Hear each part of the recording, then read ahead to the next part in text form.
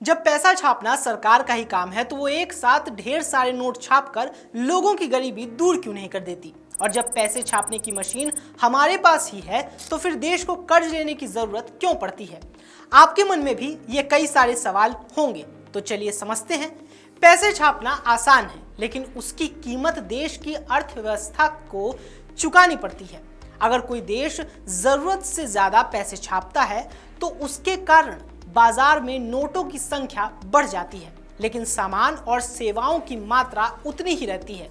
इससे नोटों की वैल्यू यानी कि मूल्य घट जाती है और महंगाई आसमान छूने लगती है।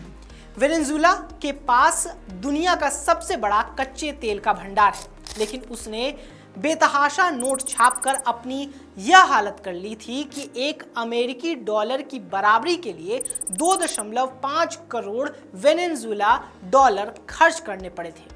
अब अगर भारत तय मानक से अधिक नोट छापकर जनता को बांट देता है तो उसकी सॉवरेन रेटिंग का बुरा हाल हो जाएगा। सॉवरेन रेटिंग को आप देशों का सिबिल स्कोर समझ सकते हैं।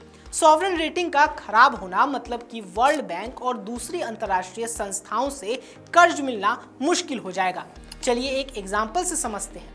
मान लीजिए अगर आज बाजार में सबको 1 लाख रुपए मिल जाए तो क्या हर कोई अमीर हो जाएगा? नहीं, दुकानदार तुरंत सब चीजों के दाम बढ़ा देंगे, क्योंकि हर ग्राहक के पास ज्यादा पैसा होगा। पैसा बढ़ेगा लेकिन खरीदने की शक्ति घट जाएगी। जिम्बाब्वे में 2008 में सरकार ने ढेर सारे नोट छापे। नतीजा, महंगाई इतनी बढ़ गई कि एक अंडा खरीदने के लिए ट्रॉली भर के नोट देने पड़े। ठीक इसी तरह 2016 से 19 में वेनेजुएला सरकार ने कर्ज चुकाने और जनहित योजनाओं के लिए पैसे छापे, लेकिन डॉलर की कमी और महंगाई ने देश की अर्थव्यवस्था को तोड़ कर रख दिया।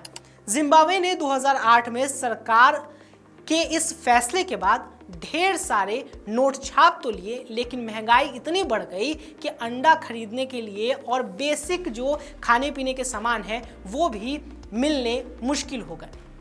लेकिन डॉलर की कमी और महंगाई से अर्थव्यवस्था को तो चोट पहुंचता ही है, और साथ ही साथ इस तरह के डिसीजंस भी देश के लिए बेहद हानिकारक होते हैं।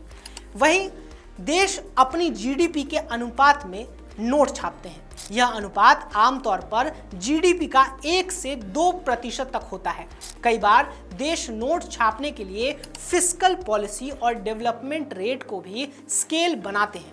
इससे देश में महंगाई स्थिर रहती है, साथ ही करेंसी का एक्सचेंज रेट भी हद से ज्यादा नहीं गिरता, जैसा कि वेनेजुएला और जिम्बाब्वे के मामले में हुआ था। ऐसे ही इंफॉर्मेटिव वीडियोस के लिए आप बने रहें द प्रेस हिंदी के साथ।